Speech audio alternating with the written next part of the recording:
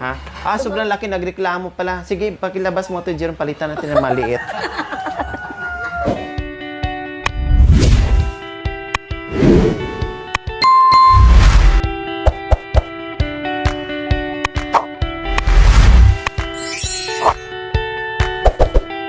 So, ayan po mga kabayan, dahil bago nga laba, napalaundry po natin yung kanilang mga kagamitan, no? Mukhang konti lang siya mga kabayan, pero marami yan na file lang or natupi lang po ng maayos. So, ngayon, syempre, bagong Durabox mga kabayan, plus bagong laba, may mga laman na pala. So, bago namin ilagay yan dito, yung mga damit na bagong laba po mga kabayan, linisin muna namin. So, tinanggal muna ni Ate Princess yung yung mga naiwan na mga damit, no? Na habang pinalabahan ko yung mga damit nila, ay nag-iwan sila pang bihis na kumbaga. So, wala nang marumi doon, Ate Princess? Wala na po, nilaban ko. Lahat laban na yan. Okay, sige. So, bago natin ito lagyan, so ito okay lang. Ate Princess, ito okay lang na dito mo nilagay. Opo. Pero Wala ayusin mo po kasi pag okay lang, tama lang yun dyan na dyan mo ilagay. Kailan siyempre, i-separate mo, ito separate mo rin dyan. Ayusin mo paglagay. So, ayan, basain mo to, sabunan mo, tapos pigaan mo ng maayos. Tapos, dalawa pala para matulungan kita. Dalawa tayo magpunas para mabilis. Yan. Para punasan muna namin. Bago namin ilagay, dahil siyempre may mga alikabok po mga kabayan. Mimo. Meron pala dito. Sige lang, basahin mo muna yan. Ito bago to mga bago to mga kabayan. Ito yung bagong shopping nila. Lagay mo na dito.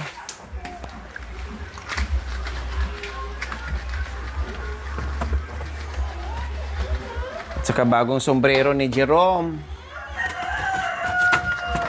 So, kunin mo na to.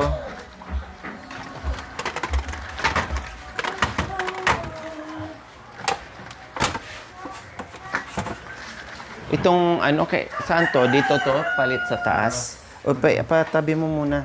Baka ng mga bata, mabasag yung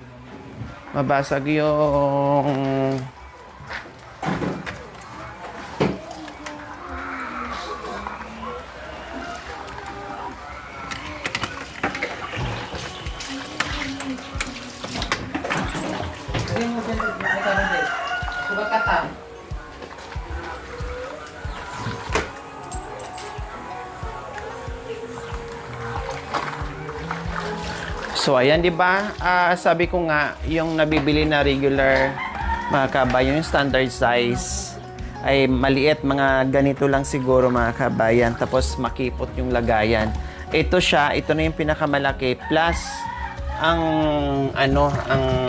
luwang ng shield niya mga kabayan. O, di ba? Malaki, maluwang. Ay marami ang laman sa isang layer po mga kabayan. So ginawa ko na ng dalawa, sabi ko, para yung mga abubot nila, lahat ng mga damit nila dito mga kabayan ay ipasok. So ikaw dyan sa isa, ako sa isa magpunas para mabilis tayo. Lahat punasan, pati yung mga... Ang laki ko kasi. Kasya ka. Sobrang laki, nagreklamo pala. Sige, pakilabas mo ito, Jerome, palitan natin ng maliit. Yung ganyan. Wait a minute, quiet. Talagang nagreklamo ka pa, sobrang laki. Pasalamat ka nga, maluwang yung mo. Kasya ako dito, Tay. Ay, talagang kasya ka dyan. Subukan ko nga. Yung bumaluktot ka, kasya ka talaga dyan. Tawa lang. Tagal pagod lang yun. Sino? Papatawa lang ako. Tawa lang pala kundi tawanan ng problema. Tawa ng problema. Makanyan. Di ba malikabok, Ate Princess? Opo. May susi ba sa taas? Te. May susi nga. Ito. Dito yung mga susi niya. Lahat yan may mga susi. Pero, hindi ibig sabihin na nilinis natin ngayon ay okay na siya. Siyempre, sa susunod, after kahit malang every 3 months, linisin mo siya ng ganito kasi para hindi matirahan ng mga ipis. Oo, para yung amoy. At bili ka ng ano, yung ano bang tawag doon, yung bilog na, naptalina, para hindi pasukin ng ipis. O ganyan kami kaya Para hindi noon. pasukin ni Jiro. Oo. Di ba, Baka makawala yung ipis niya, baka pupunta makuha yung ipis dyan. niya eh. Delikado na. Oo. Baka saan pupunta? Ito, Sa akin ito. lang yun. Wag mo kong idan sa kwento, ha? Yung mga chichik ko yan, oo, mayroon pa. O, ganyan ako kasilan. Yung mga singit-singit yan ang mga chinichik ko. Para Ay, bang singit. singit mo na ichichik dyan kung Ate, huwag malinis naman na. Iba na yan. O, kaya nga, ichichik ko yung singit mo kung Malinis yan malinis. kanina. Nilagyan ko pa ng ano. Tawas? Hindi. Ano? Pantin. Nilagyan ko pang padulas. Para naka-ready na. Tawa lang, saya-saya lang.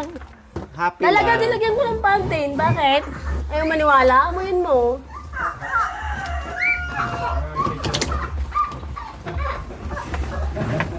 Bawal kasi mangot ngayon, Biyernes Santo. Oh, masaya lang dapat. Lahat, nagpapasaya naman ako ha.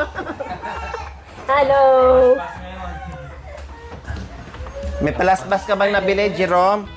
May palaspas kang nabili? Akin natin yung palaspas ko. Wala, hindi sila nagsimba. Naunahan mo ako, dapat papalaspas ko sa'yo yun. Yung pala kay Jerome pala. Asan na yung palaspas? Magbago ka na, Jerome. Dahil mabago na rin ang bahay mo. Yayaman ka sa gamit, pero pera wala, di ka pa naka-withdraw. Kailan kaya? Bawal mag-withdraw. Kailan kaya?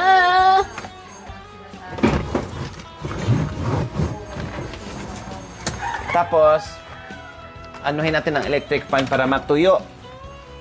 Patuyuin muna natin saglit. Akala ko pupuyutan ni Jerome. Ha? Akala ko pupuyutan niya. Parang tuyo. Huwag mo muna isara. Hayaan mo na nakabuklat para matuyo yung ano.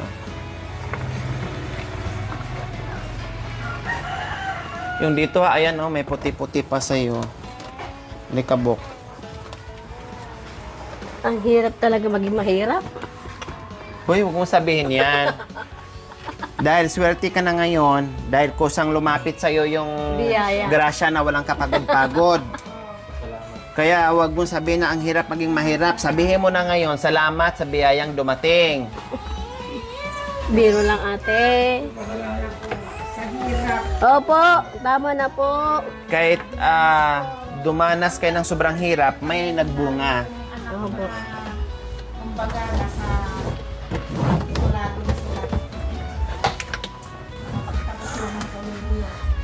Kaya huwag kang magsalita na ang hirap maging mahirap. Sorry po ate. Dahil okay na ngayon ang buhay mo at kailangan mo na lang ingatan. Sorry ate. Buti nga, yung paghihirap mo may dumating. Yung iba nga, sige pa rin hirap, walang dumating. O, ikaw, swerte nyo. Yung bata, nasa abroad ng nanay, pero kami. Oo, nakapunta sila rin ba? Yung iba hanggang ngayon ay wala. Tatapos ng mga anak. Kawawa yung Ay! buhay. O, di ba? Malinis na? Ha? Oo, pumasok na nga. Sabi ko sa'yo eh, kakasya ka dyan eh. Pati yung ilalim, may ano, yung kanto sa ilalim. Saan nilalim dito? Dito oh. Ito. Hinahalikan mo na yung ano ko. Yung guyo. Sa ilalim ito? Makalawang. Yung dito ba niya, kasi ayun no, malikabok. Lagay mo yan, masugat ka tala eh. Ang gawing marcha na naman. Hmm? Malaging pera. Eh, Oh, di ba Nandyan maayos? ka So na ayan po mga naman. kabayan. Okay na napunasan na namin. So patuyuin lang. Anuhin ko muna. mahalaga, diyan mo sa itaas ilagay para hindi maano ng mga bata.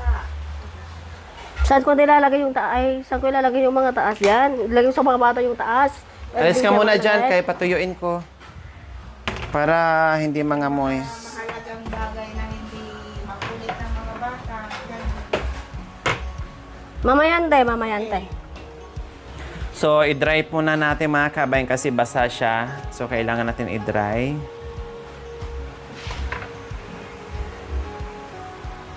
Para walang maiwan na amoy.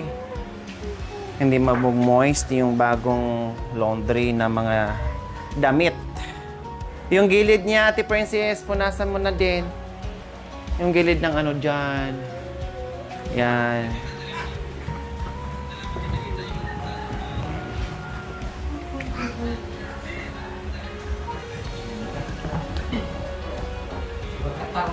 Ganyan ang gagawin mo ha. Kailangan linisin. Lalo na yung ilalim niyan, Ate Princess, mamaya galawin natin yan ha. Bago natin isampa yung mga damit, walisan muna natin kasi number 1 yung tinatirahan ng mga alikabok, iniipis. So, pakitanggal mo muna yung ano, yung mga unan.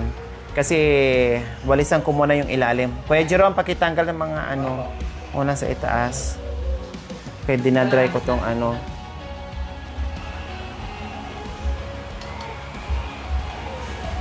Yan. Ilagay mo muna doon sa gilid. Niwalisan ko na yan dyan eh. Dito pa. Oo. Dyan.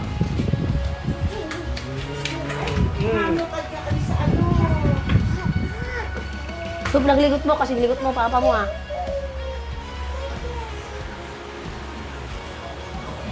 Ang anak lang na naglikot, nadamay yung tatay. Nagkabila palikot yan. Hindi? Di Saan ba malikot siya. magmana yan? Sa tatay. Sa tatay. Ay, Kuha ka ng stool. Buti mo doon sa ano, punasan mo din. Tatak. Ito oh. Ay, ano, upuan. Tabaw niya. Yung ibabaw. Napagod ka na ba sa paglilinis? Hindi. Sabihin mo lang para alam ko. Ay, maalam ko. Alam ko na mas maaga pa para makadecide ako kung ilagay ko yung mga damit mo dyan o ibigay ko na lang sa kapitbahay muna. Kung pagod ka na maglinis. Dito ka na. Ang kabila. Ay, ano ba yan? Ba't ano nangyari? Dandahan. Ganyan talaga Kasi wait! wala pang laman. kapag wala kang laman. Dito sa ano, sa... Suro. Yan. Ganyan siya. Tuyo na siya. Sara natin kasi anuhin natin. Walisan muna natin yung ilalim para wala nang ipis na pupunta dyan. May ipis pang pupunta dito. Ikaw, kayong dalawa ni Jerome susuot dyan kapag naghahabulan. Gahabulan. Kunin mo yung walis. I-ano natin. O, iusog natin to. Jerome, pakiano mo na. Kasi masira to pag hilain natin. Kailangan alalay lang. Buhatin mo dyan. Oh, yan. Oh, yung isa din.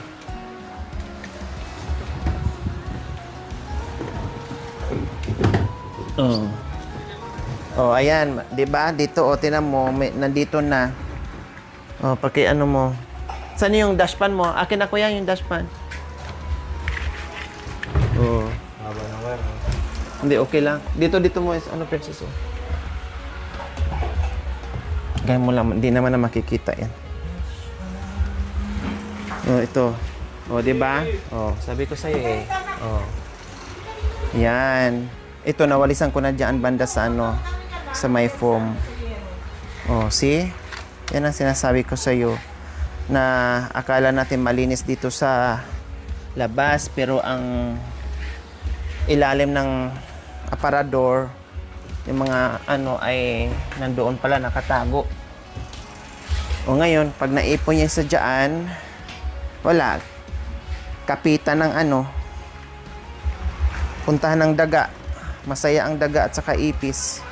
Ano kaya, sir, sorry, ito, Kasi kung gawing division, sisikip siya tapos kukulob yung ano, iinit yung space.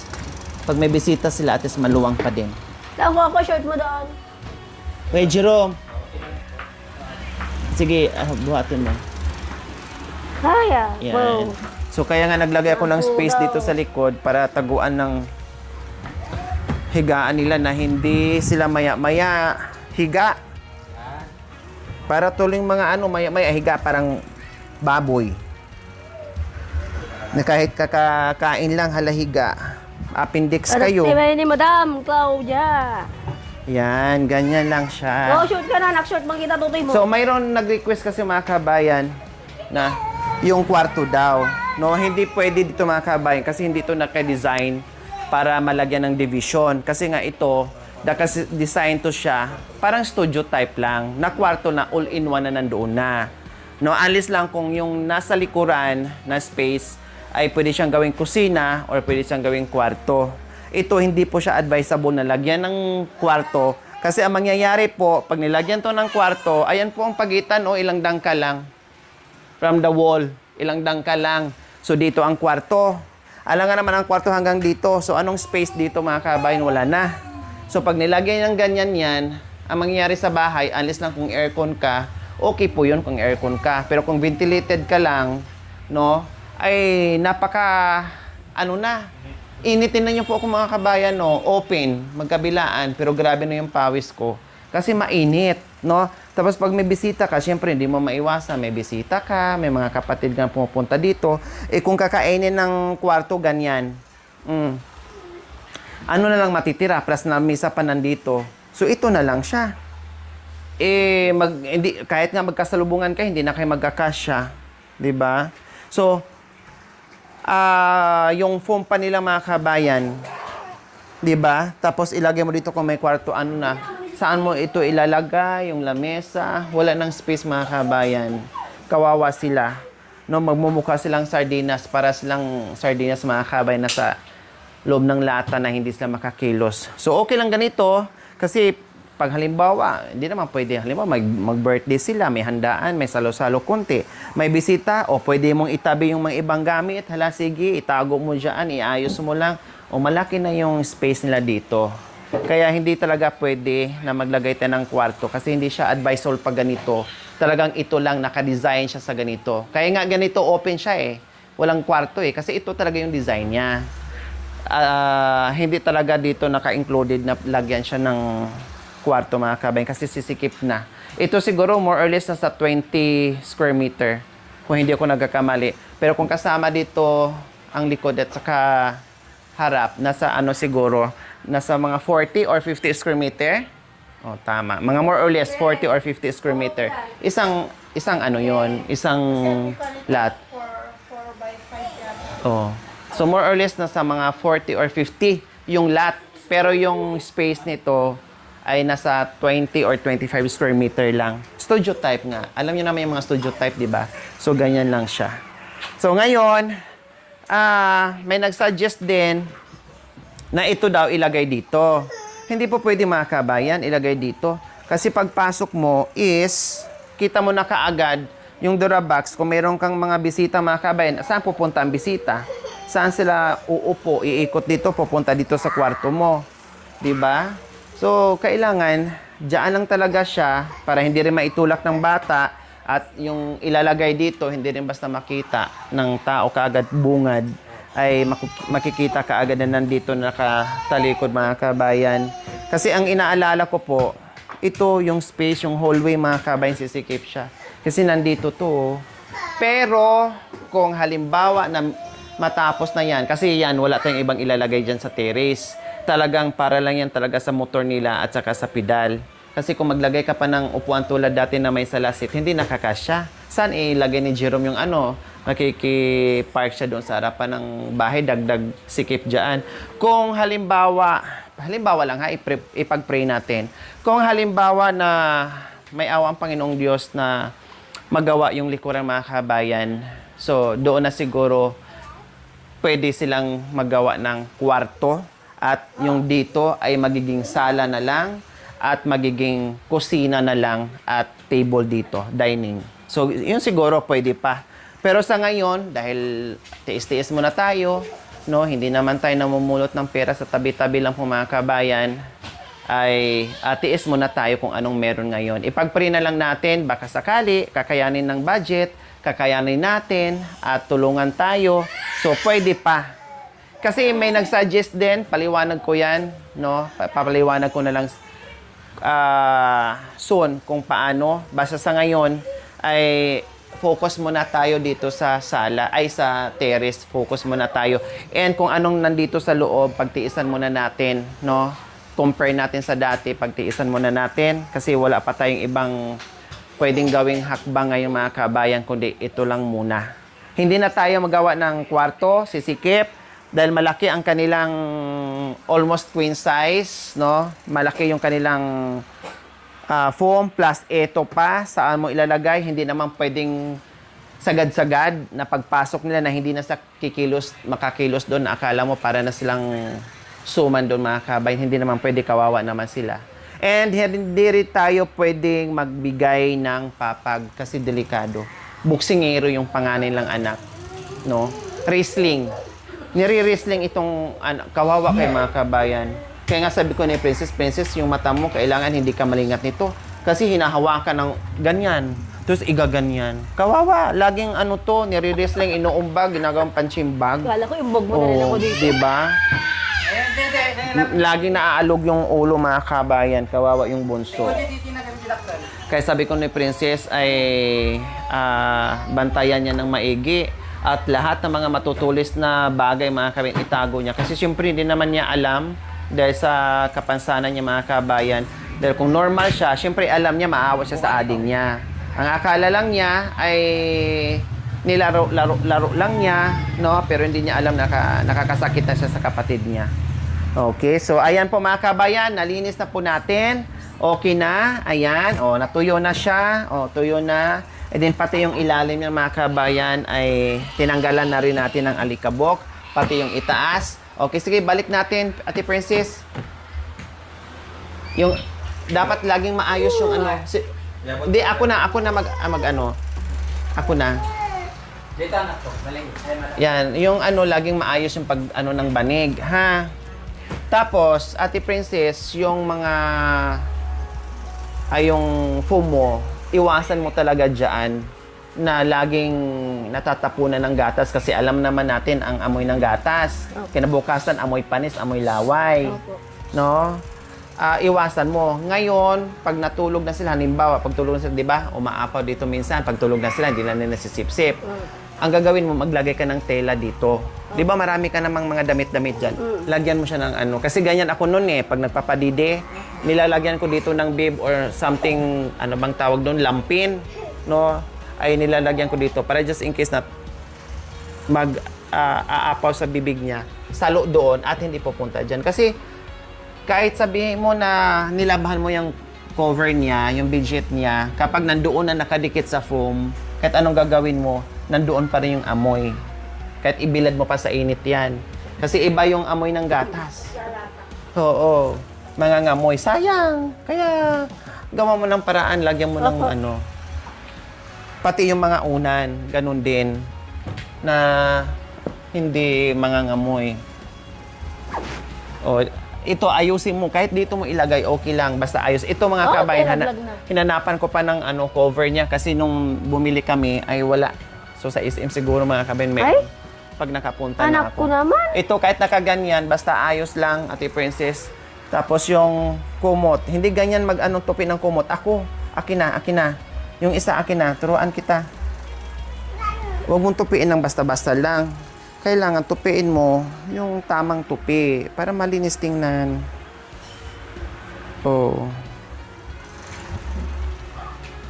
Kailangan pantay-pantay. Dito ka nga! Tapos ilagay ng ganyan. Kahit nakaganyan yan, basta organized lang, maganda tingnan. Yan.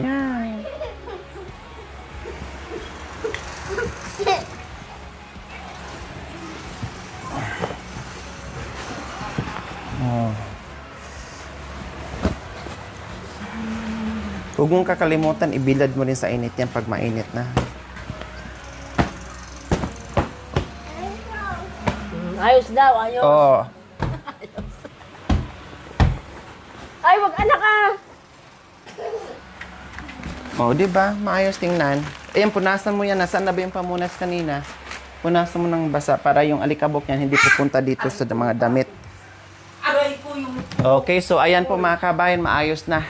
So, mag-segregate na lang kami dito sa mag-segregate sa mga bagong nilabhan na mga damit po nila mga kabayan. Ayan no, ang bango na.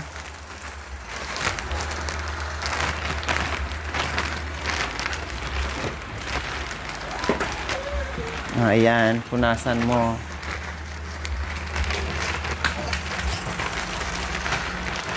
Bigay mo, mami. Bigay mo kay mami. Ibalikan dito sa tindahan. Balik mo kay mami. Doon. Balik na daw. Diaper mo, wala kang O diaper. mamaya na dito muna to. O mamaya na kasi maglagay din tayo mamaya diyan. Thank you for watching. Don't forget to like, share, and subscribe.